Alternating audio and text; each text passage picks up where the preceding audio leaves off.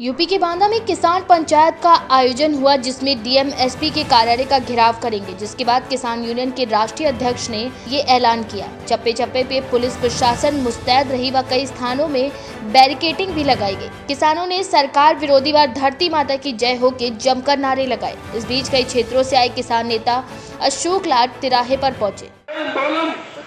आपके दिल में होना चाहिए, जरूरी नहीं संख्या ज्यादा, घर घर बैठे भी आंदोलन कर सकते हैं। आप आंदोलन अपने दिल में आंदोलन जारी रखिए। ये जन आंदोलन बनने जा रहा है। कर्नाटक हम कलकत्ता हम गए थे और जी और हम दोनों थे वहाँ पर, बड़ी अच्छी संख्या एकत्र हुई वहाँ पर और दिखा वहाँ कि लोगों में जज्बा है।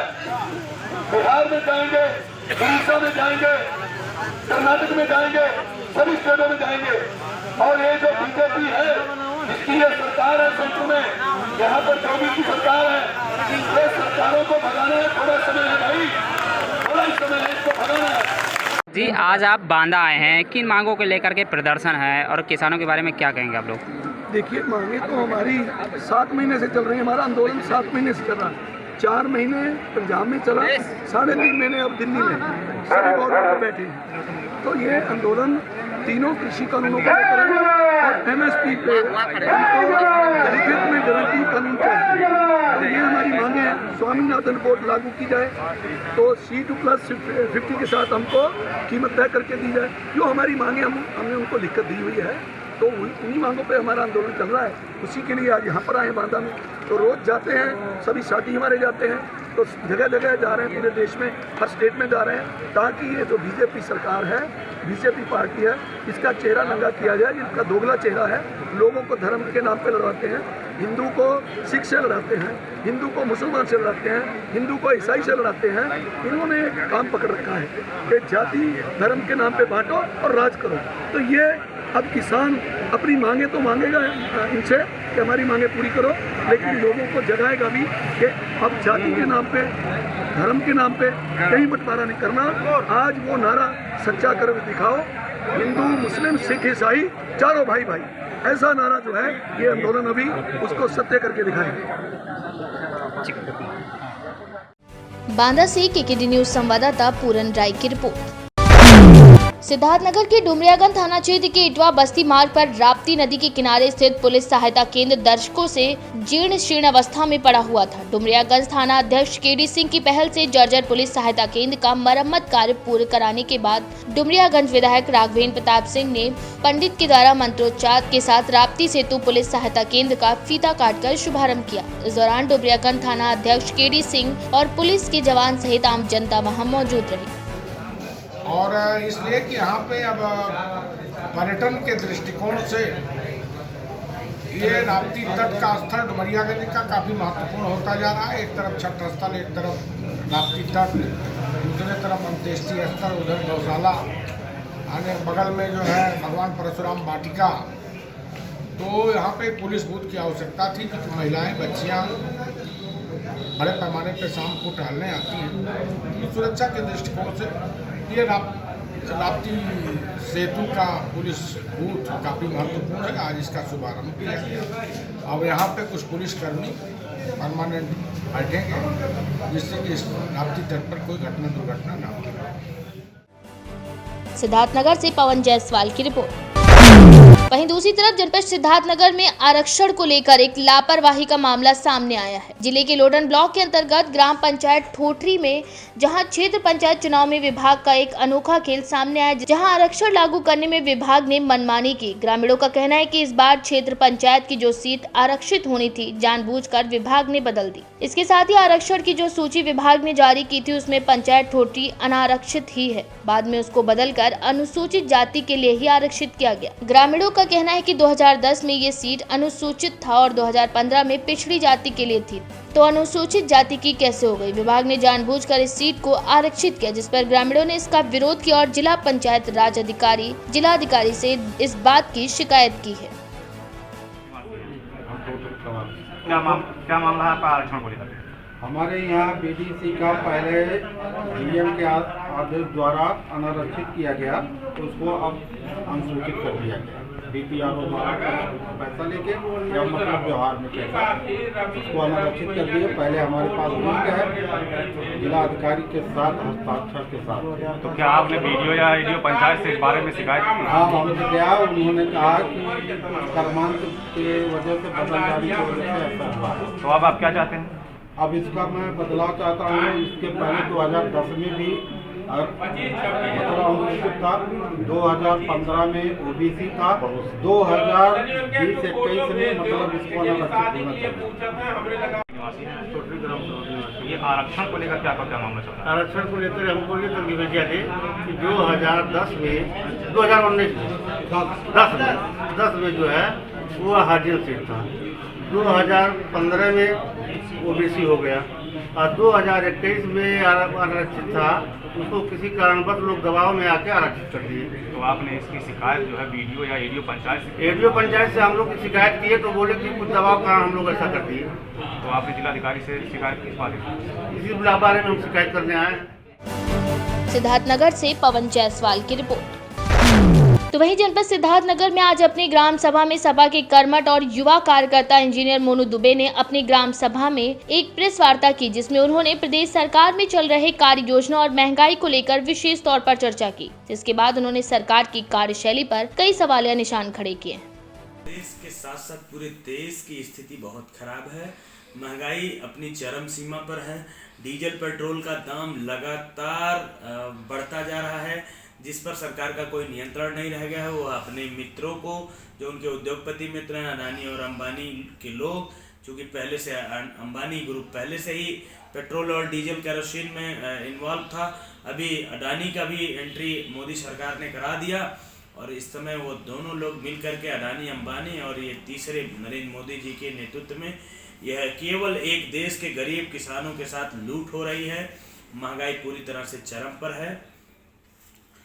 100 दिन से ऊपर हो चुके हैं, 110 दिन के करीब किसान आंदोलन पे बैठे हैं सिंधु बॉर्डर पे, गाजीपुर बॉर्डर पे।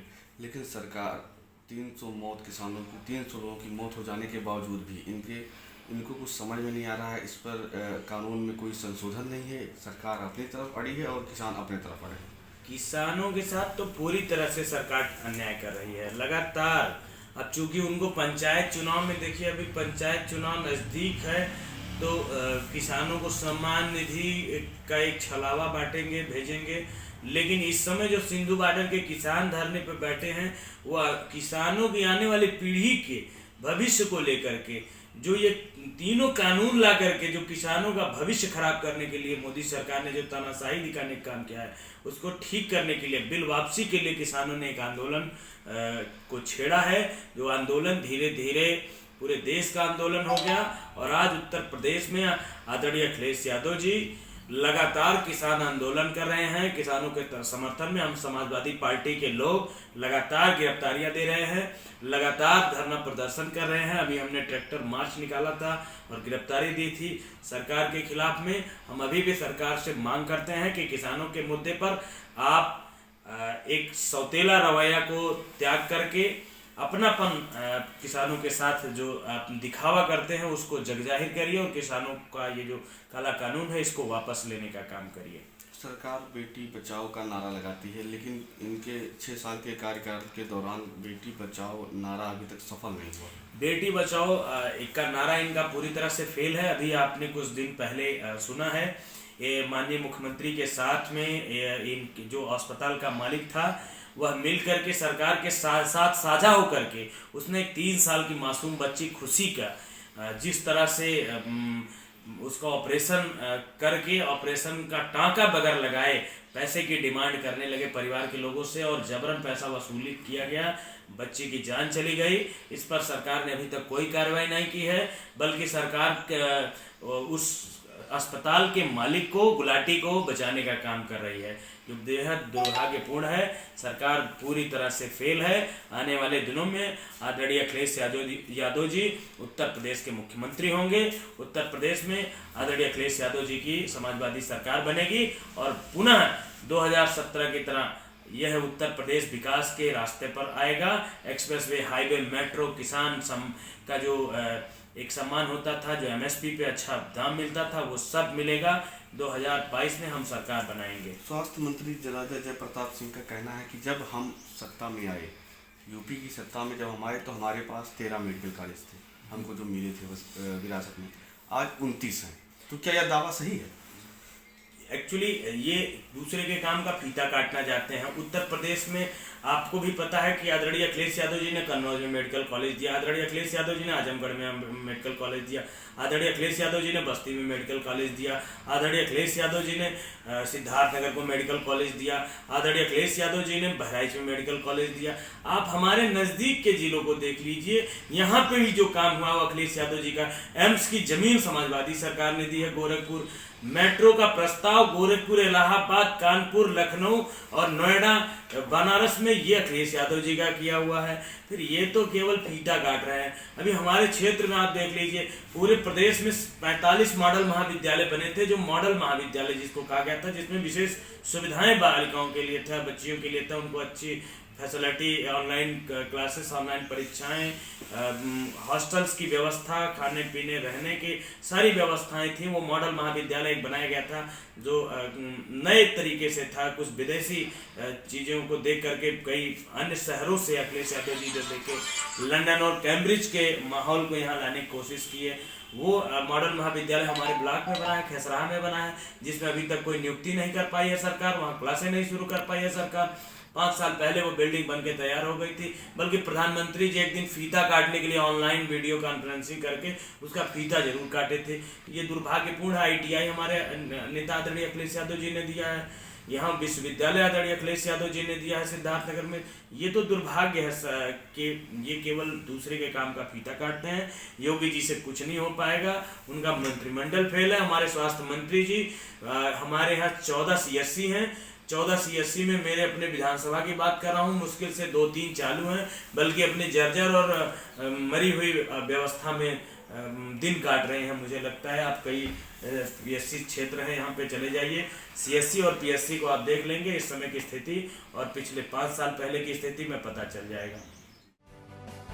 सिद्धार्थनगर से पवन कुमार जायसवाल की रिपोर्ट।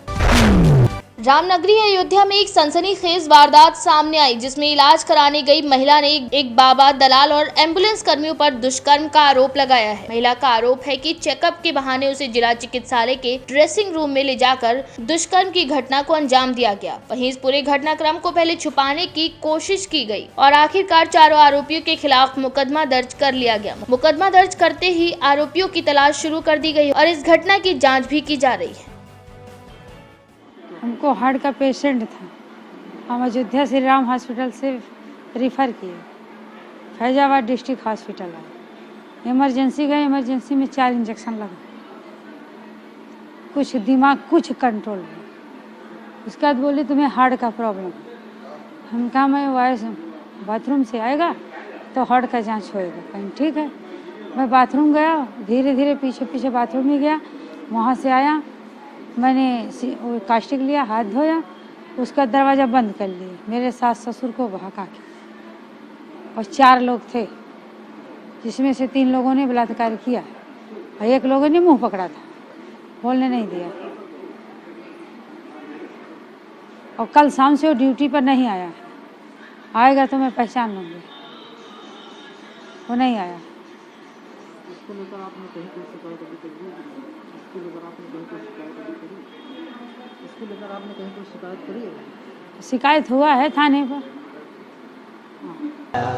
श्री राम से रिफर कर एक महिला आई थी, वो आरोप लगाइए क्या है कि पुलिस स्टाफ से कितने गलत बदतमीजी किया है महिला?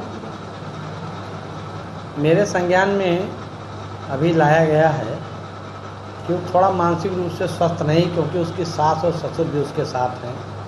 उन लोगों का कुछ अन्य लोगों के लिए आरोप है, लेकिन किसी के बारे में अभी कुछ नहीं कहा जा सकता।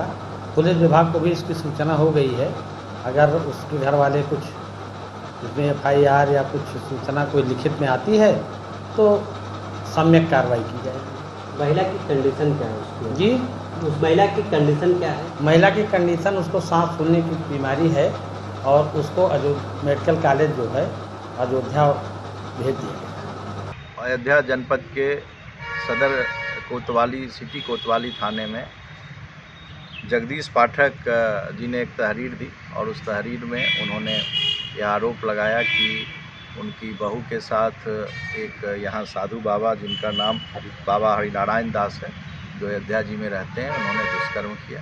पुलिस के द्वारा तत्काल इस पर कार्रवाई करते हुए मुकदमा की विविध धाराओं में, आईपीसी की विविध धाराओं में मुकदमा दर्ज कर लिया गया और उस साधु से पूछताछ हो रही है।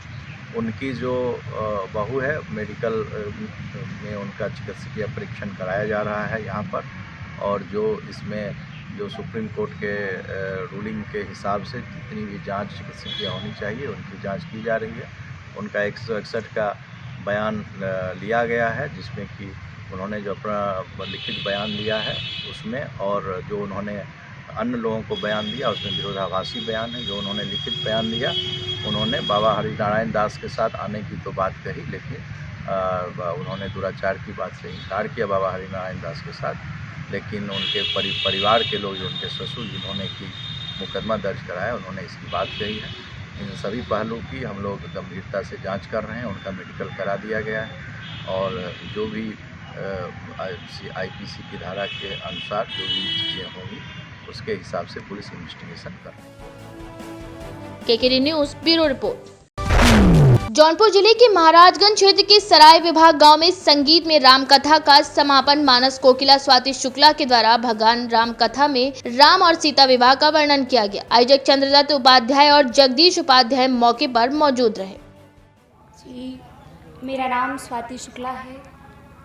मैं ही ज़्यादा ही दूर की रही हूँ, अपने ही क्षेत्र की, अपने ही आंगन की बेटी हूँ। मेरे पिता का नाम जयप्रकाश शुक्ला है, जो कि आज मैं जहाँ अगर यहाँ तक आई हूँ तो उन्हीं की कृपा से, उन्हीं के आशीर्वाद से यहाँ तक आज पहुँच पाई हूँ। तो हमारे सहयोगी ही नहीं रहे हैं, बल्कि हमारे गुरु भी रहे हैं। आज जो कुछ भी मैं इस व्यासपीठ पर बोल रही हूँ वो उन्हीं की कृपा से बोल रही हूँ, उन्हीं के आशीर्वाद से बोल रही हूँ। और भगवान की कृपा है कि मैं यहाँ तक पहुँच पाई हूँ। सब पर ये कृपा नहीं होती, तो मैं बहुत सौभाग्यशाली हूँ कि ये आशीर्वाद, ये प्यार हमको मिला। कथा के बारे में कुछ बताइए, आप कौन सा? आज हम कथा में चलेंगे अयोध्या की ओर। भगवान श्री राम मैया जानकी से विवाह करके अयोध्या वापस लौट करके आए। अयोध्या में उत्सव मनाया जाएगा आज। भगवान श्री राम का वनवास होगा। कैकेयी मैया के चरित्र को हम आप सबको सुनाएंगे। कथा के माध्यम से भक्तों के क्या संदेश देना चाहते हैं, बताएं। इससे हमें यही संदेश देना चाहिए कि बुजुर्ग हो या नौजवान हो, हम सभी के लिए यही कहेंगे कि भगवत कृपा अगर हम पर हो रही है, हमारे आंगन में अगर हमको कथा सुनने को मिल रहा है, तो हम अपना समय दें। ये सभी के लिए है, ये केवल कभी-कभी युवा बच्चे कहते हैं जिनकी संगति अच्छी नहीं होती, जो कुसंगत में होते हैं, तो कहते हैं हम भगवान का भजन क्यों करें, भगवान का भजन करने से हमको होगा क्या। तो महाराज, ये बुजुर्ग के लिए ही नहीं है कथा, ये सबके लिए। हम सब भगवान के मंदिर जाते हैं, भगवान की कथा प्रांगण में आकर के कथा को सुन सकते हैं। जरूरी नहीं है कि बुजुर्ग ही इस कथा को कहें, सुने। आप सब भी कर सकते हैं, हमारी प्यारी माताएं, बहनें, भाई, बंधु जितने भी लोग हैं, सब कथा को सुन सकते हैं, श्रवण कर सकते हैं। जौनपुर से अरमान हुसैन की रिपोर्ट। महाराजगंज में स्थानीय विकास खंड में ट्रस्ट कार्यालय में सावित्रीबाई फुले स्मृति दिवस मनाया गया, जिसमें छोटे बच्चों के द्वारा नृत्य किया गया। कार्यक्रम में ट्रस्ट के सचिव सीताराम जी के द्वारा बताया गया कि माताजी सावित्रीबाई फुले भारत की प्रथम महिला शिक्षिका, समाज सुधारक व मराठी कवियत्री थी। इन्हें काव्य का बहुत ज्ञान था और वही इसी कार्यक्रम में रोहित एडवोकेट, पन्नालाल, आरती विश्वकर्मा, शिमला, कंचन, चंद्रावती के साथ कई लोग मौजूद रहे। सार्वजनिक वाणी ट्रस्ट के सचिव सीताराम आज जो है इस ट्रस्ट के तत्वावधान में सावित्रीबाई फुले का स्मृति दिवस मनाया गया और इस स्मृति दिवस से हम लोगों को एक सीख यह मिलती है कि इनके जीवन संघर्ष शैली और तरह तरह की कैसी यातनाएं करनी पड़ी, यह लोगों को इस ट्रस्ट के माध्यम से बताया जा रहा है कि इनकी शिक्षा दीक्षा लेकर के अपने इस जीवन में उतारें। जौनपुर से अरमान हुसैन की रिपोर्ट। अमेठी में महाशिवरात्रि के पावन पर्व पर महाशिवरात्रि शिवलिंग पर जगह जगह मंदिरों में भक्तगणों ने जल अभिषेक करके अपनी हर मनोकामना पूर्ण रूप से की और वहीं पर तहसील तिलोई की ग्राम सभा जनापुर में हर साल की तरह इस साल भी अरुण प्रताप सिंह की अध्यक्षता में विशाल भंडारा व रात में रंगारंग कार्यक्रम रखा गया। अमेठी से राजनारायण सिंह की रिपोर्ट।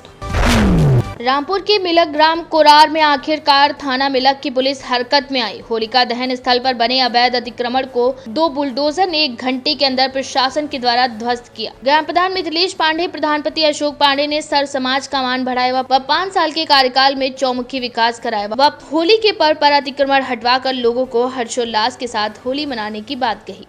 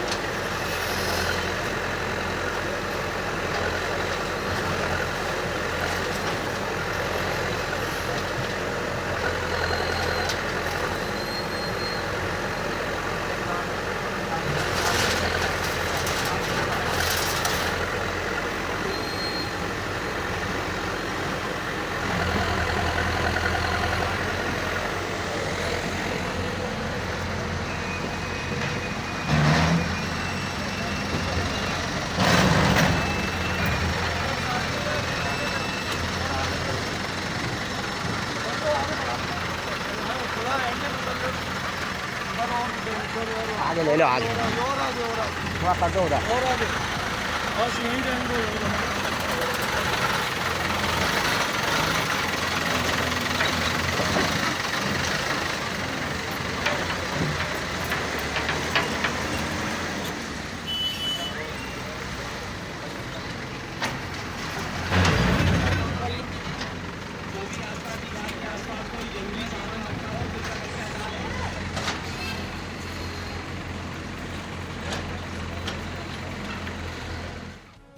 रामपुर से केकेडी न्यूज संवाददाता मुरारी लाल पांडे की रिपोर्ट। जनपद गाजीपुर मोहम्मदाबाद गाजीपुर बलिया मार्ग महादेवा गेट के सामने मोटरसाइकिल और स्कॉर्पियो की जोरदार टक्कर होने से बड़ा हादसा होने से टला। गाजीपुर से अमित यादव की रिपोर्ट।